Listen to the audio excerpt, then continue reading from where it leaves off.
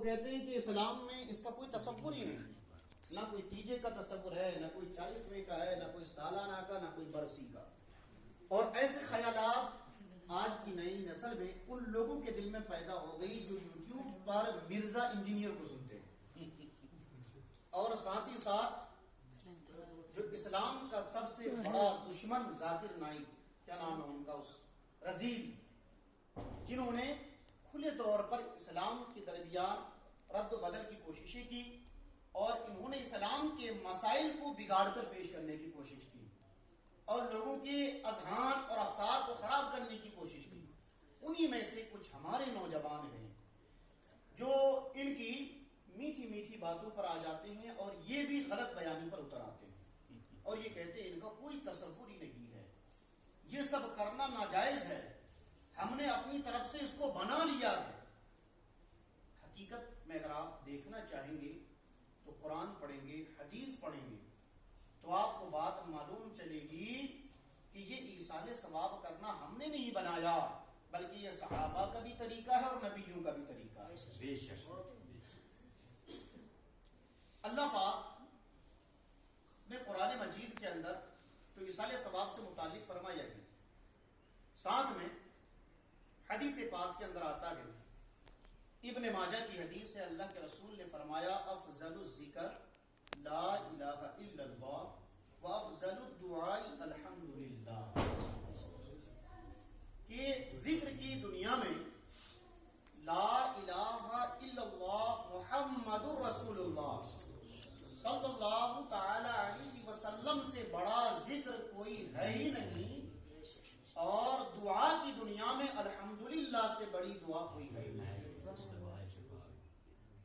تو پھر افضل الذکر لا الہ الا اللہ، جب یہ اذکار کی دنیا میں سب سے بڑا ذکر ہے اور الحمدللہ یہ دعا کی دنیا میں سب سے بڑی دعا ہے، تو پھر اس ذکر کے کرنے پر اور اس دعا کے کرنے پر پھر ہمیں اللہ پاک اس کا کوئی اجر، اس کا کوئی بدلہ ہمیں عطا فرماتا ہے یا نہیں، اس کے بارے میں ایک حدیث پاک نقل کی گئی ہے، غالباً مرأۃ المفاتیح یا مرأۃ المناجی جو مشکات کی شرح ہے، اس کے اندر ایک حدیث پاک ہے اور حدیث پاک کے الفاظ اس طریقے سے نقل کیے گئے ہیں. اللہ کے رسول نے فرمایا من قال لا الہ الا اللہ 70,000 غفر له ومن قیل له غفر له ایسا او کما قال الرسول صلی اللہ تعالی علیہ وسلم.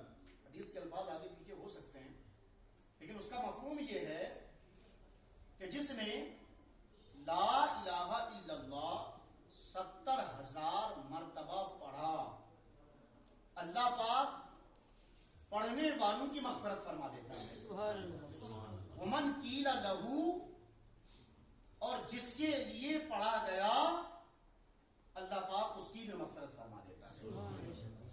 تو اس محفل پاک کے اندر کوئی باتیں نہیں ہوتی، کوئی گفتگو نہیں کیا جاتا، بلکہ اللہ کے ذکر و اذکار کیے جاتے ہیں اور زیادہ تر کلمات طیبات شریف کا ورد کیا جاتا ہے، اور جن کے بارے میں حدیث پاک کے اندر ہے کہ جو پڑھے 70,000 مرتبہ کلمات طیبات شریف کا ورد کرے تو اللہ اس کی مغفرت فرمائے گا، اور جس کے لیے پڑھا جائے اللہ اس کی بھی مغفرت فرمائے گا. اب اس حدیث کی صحت، بعض لوگ تو کہتے ہیں کہ یہ حدیث ضعیف ہے، بعض کہتے ہیں کہ یہ حدیث صحیح ہے. چاہے حدیث ضعیف ہو چاہے حدیث صحیح ہو، حدیث جو اللہ کے رسول کا فرمان ہوتا نہ وہ ضعیف ہوتا نہ وہ صحیح ہوتا، بلکہ حضور کا جو فرمان ہے وہ حقیقتاً صحیح در اصح ہے. اس میں نقل کرنے والے جو راوی نقل کرتے ہیں، اگر سند میں کسی قسم کی کمیاں ہو جاتی ہے تو پھر ان راویوں کی وجہ سے اس حدیث کو صحیح یا ضعیف کا حکم دیا جاتا ہے. تو اس کی صحت کے بارے میں تو علماء نے قول کیا ہے، لیکن جو ضعیف کہتے ہیں ان کے بارے میں بھی شریعت کے اندر اور جو حدیث کے اصول قائم کیے گئے، اصول حدیث کے اندر ایک بات لکھی ہے کہ ضعیف حدیثوں سے مسئلے ثابت تو نہیں کر سکتا، لیکن ضعیف حدیثیں بھی فضائل اعمال میں مقبول ہیں.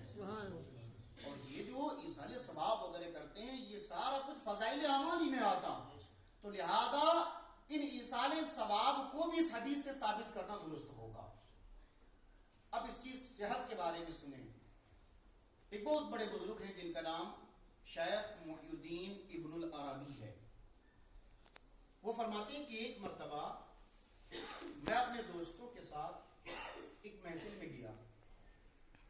جس محفل میں ہم تشریف فرماتے سبھی لوگ, ان میں ایک شخص تھا جن کے کشف کا شہرہ بڑا مشہور تھا.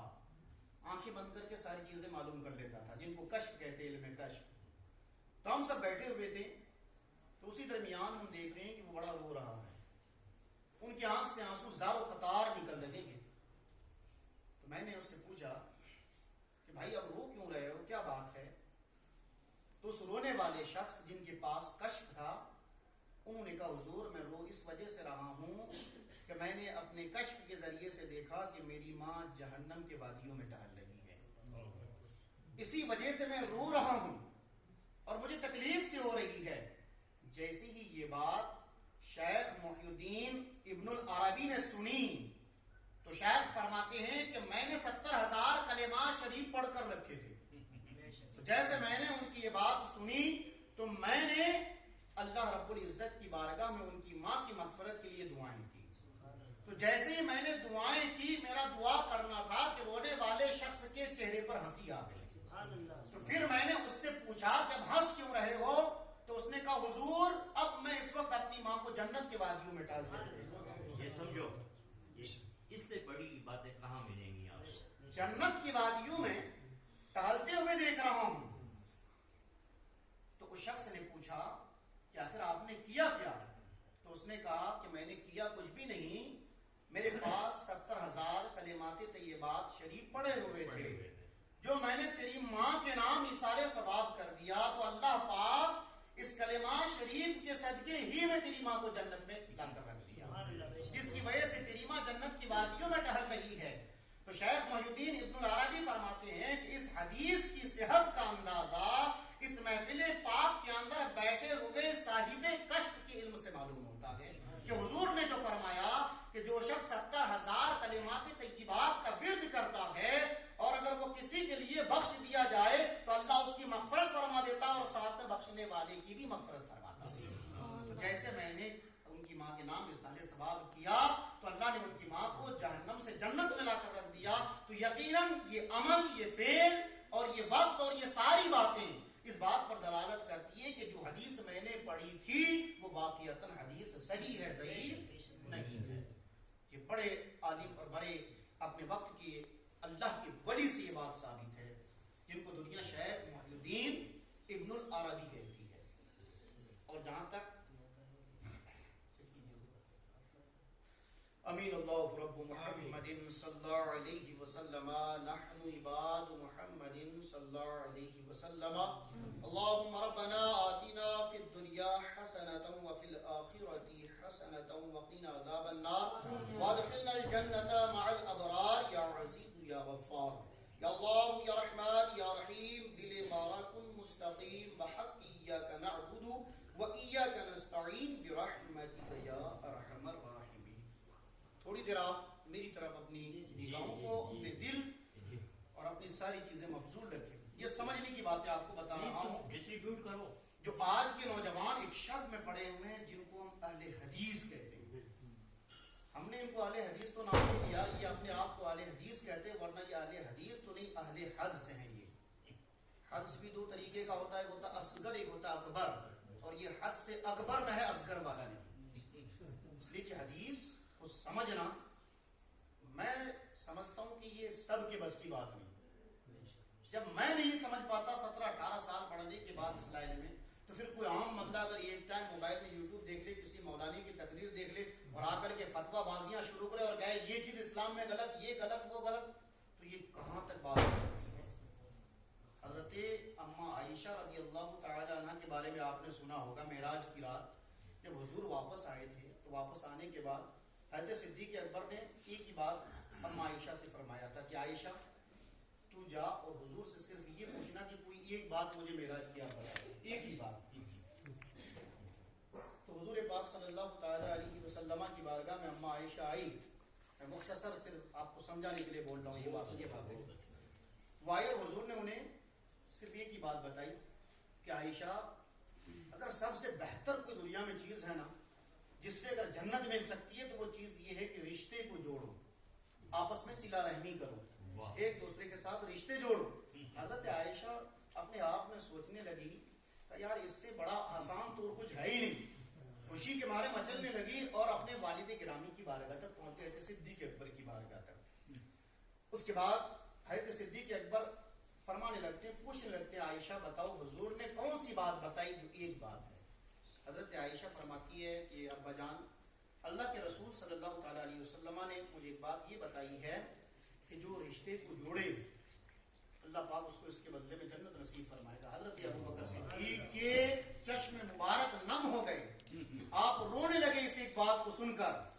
حضرت عائشہ فرماتی ہے میرے والد بزرگوار یہ تو کوئی اتنی بڑی بات نہیں جو رونے کی ہو، آپ رو رہے ہیں۔ اور حدیث کہتے کہ جو حضور کی زبان مبارک سے نکل جائے یہی حدیث ہے، تو حضور کی ہر بات ہی حدیث ہے، حضور کا ہر فعل ہی حدیث ہے، بعض قولی بعض فعلی۔ قولی حدیث کا مطلب جو حضور نے فرمایا اور فعلی کا مطلب جو حضور نے کیا، کہ حدیث قولی اور فعلی ہے۔ تو وہ جا کر حضور کی بارگاہ میں جو حضرت صدیق اکبر کی بارگاہ میں جیسے جا کر بیان کی، صدیق اکبر رونے لگے۔ حضرت عائشہ پریشان، آپ رو کیوں رہے، کیا بات ہے؟ تو حضرت صدیق اکبر نے فرمایا بیٹی سکہ ایک ہوتا ہے، ان کے پہلو دو ہوتے ہیں، ان کے دو رخ ہوتے ہیں۔ تو آپ نے اس بات کی ایک ہی جہت کو سمجھی ہے، وہ جہت کیا کہ جو رشتہ جوڑے اللہ اس کو جنت دے گا۔ میں رو اس بات پر رہا ہوں کہ جو اگر رشتہ توڑے تو پھر اللہ اس کو کیا دے گا؟ تو اللہ اس کا داخلہ جہنم میں فرما دے گا۔ تو یہ ایک حدیث ہے، حدیث کے دو پہلو ہیں، ایک پہلو کہ ایسا کرو گے تو جنت۔ حضرت عائشہ نے اس کے الٹے پہلو کو نہیں سمجھی اور حضرت صدیق اکبر کی بارگاہ میں پہنچ گئی۔ تو اپنے وقت کی اتنی بڑی فقیہہ، اپنے وقت کی اتنی بڑی محدثہ اما عائشہ جب ہر بات کو حضور کی نہ سمجھ پائے تو آج کی نئی نسل یوٹیوب کو دیکھ کر یہ حضور کی بات کو کیسے سمجھے گی؟ اور اپنے آپ کو اسلام کو بہت بڑا اسکالر سمجھتے ہیں۔ پوری زندگی انسان اگر تعلیم کے حصول میں لگا دے، زندگی کے سارے گھنٹے منٹ سارے اوقات اگر کتابوں کے اوراق سے پلٹنے میں لگائے، پڑھنے میں نہیں، تو اس کی زندگی ختم ہو جائے گی، لیکن کتابوں کے اوراق پلٹنے بند نہیں ہوں گے۔ اتنی کتابیں اور اتنی باتیں رکھی ہے اسلام کی، تو اسلام کی باتیں بولنے کے لیے ہر کسی کو سمجھنا چاہیے اور پہلے اس پر غور کرے تب اسلام کی باتیں کرے۔ اور ایک دو باتیں جو ایصال ثواب کے ثبوت پر آپ کو بتا دوں، حدیث پاک کے اندر آتا اللہ کے رسول صلی اللہ تعالی علیہ وسلم کی بارگاہ میں ایک صحابی رسول تشریف لائے جن کا نام حضرت سعد رضی اللہ تعالی عنہ۔ وہ آیا، انہوں نے کہا یا رسول اللہ صلی اللہ تعالی علیہ وسلم میری والدہ کا انتقال ہو گیا ہے، تو اس لیے میں کیا کروں جو بہتر ہوگا، کون سا صدقہ کروں؟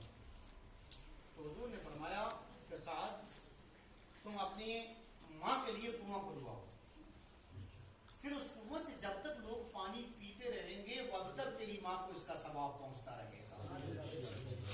تو حضرت سعد نے اپنی ماں کی ایصال ثواب کے نام پر ایک کنواں کھدوایا اور اس کنویں سے لوگ پانی پیتے رہے اور اس کا ثواب حضرت سعد کی ماں کو پہنچتا رہا۔ تو اس حدیث پاک سے بھی معلوم ہوتا ہے کہ ایصال ثواب کرنا یہ صحابی رسول کا طریقہ ہے، کہ حضور کا بتایا ہوا عمل ہے۔ اب اگر کوئی کہے کہ یہ چیزیں جائز ہے ناجائز ہیں تو پھر وہ خود ناجائز کا ہو سکتا ہے، مگر یہ چیزیں ناجائز تو نہیں ہیں۔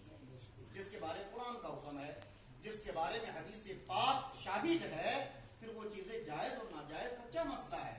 یہ تو کر سکتے ہیں۔ ہاں اب کچھ چیزیں ہوتی ہے واجب، کچھ ہوتا فرض، کچھ ہے سنت، تو نہ ایصال ثواب کرنا واجب ہے نہ یہ فرض ہے، بلکہ یہ ساری چیزیں مستحبات میں آتی ہیں۔ جس کے پاس ہوتا ہے وہ کرے، جس کے پاس نہیں ہوتا ہے کوئی بڑی بات نہیں۔ یہ کوئی ضروری نہیں ہے کہ 1000 آدمی کو ایک ساتھ بٹھا کر کھانا کھلائیں گے تو یہ سارے ثواب ہیں۔ بندہ جس کا باپ مر گیا ہو، انتقال جن کا ہو گیا، اس کا بیٹا اگر 5 وقت کا نمازی ہے تو 5 وقت نماز پڑھ کر اس کا ثواب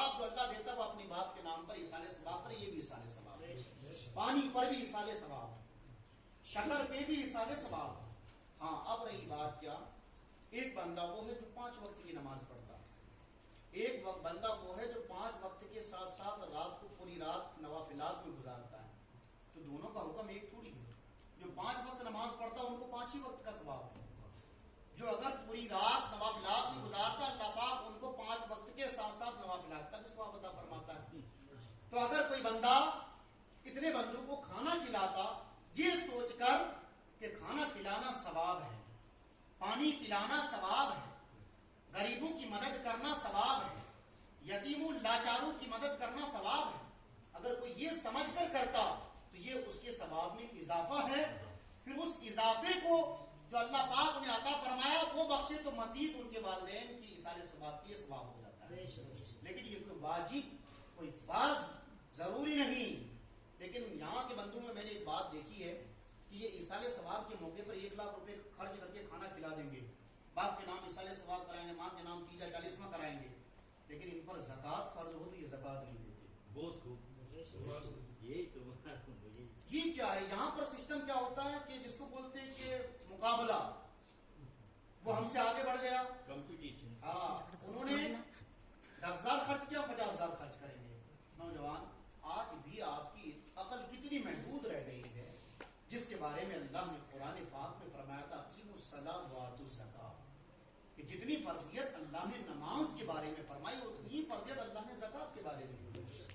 आप मुझे बताओ, ये पूरा एरिया इलाका है, मैं सोचता हूँ शायद पूरे हिंदुस्तान में सबसे कम लोग ज़कात नहीं के निकालते हैं। जी जी। और सबसे ज्यादा फर्क अगर कहीं के लोगों में ज़कात हो तो यहाँ के लोगों का। आप इसको इतना आसान मत लीजिए। आपने ज़कात का माल दबा लिया, अपने हलाल के साथ मिला लिया। इसकी मिसाल बस ऐसी ही है जैसे 1 क्विंटल दूध के अंदर शराब का 1 कतरा डाल दो तो पूरा दूध खराब हो जाता, हराम। ऐसे ही अगर किसी ने ज़कात के पैसे हलाल कमाई में मिला लिए तो वो सारे हराम हो जाते हैं। तो बंदा पूरी जिंदगी मेहनत करे, कमाए, सब कुछ करे और आखिर में जाकर फिर वो हराम ही खाता रहे, तो हराम खाते खाते उनकी मौत भी हो जाए, तो ये कितनी बदनसीबी की बात है। सोचो, अगर ये चीजें बंद करना पड़े तो कर देना, पैसे नहीं हो आपके पास तो। लेकिन जो ज़कात है, नमाज है, हज है, इन चीजों पर जरा पहले तवज्जो रखना। जिसकी तलब है, जिसकी मांग है, ये तो नवाफिलात में है। अब जरा इनके सबूत पर एक बहुत बड़े वली ने एक बात नकल की है, जो अपने वक्त के मुहद्दिस है, जिनका नाम शायख अब्दुल हक मुहद्दिस देहलवी, ये बड़े मुहद्दिस हैं। इन्होंने एक रिवायत नकल की जो शाह अब्दुल रहीम साहब की है।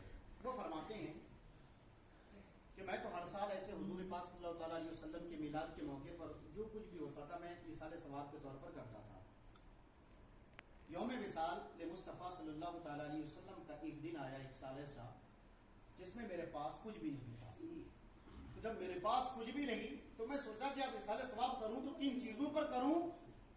तो उन्होंने कहा चलो कुछ नहीं है, मेरे घर में भुने हुए चने रखे हैं और साथ में थोड़े गुड़ भी हैं, तो अल्लाह की बारगाह में अगर खुलूस और लिल्लाहियत के साथ यही चीज़ें पेश कर दूंगा तो कबूल होगी, तो ये भी बड़ी बात है।